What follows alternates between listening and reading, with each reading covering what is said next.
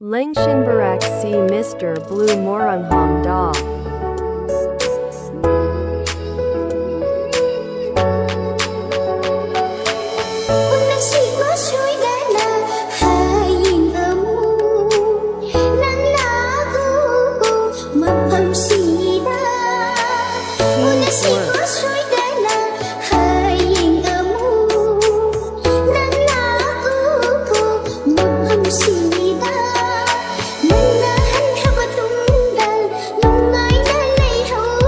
Dry cleaning.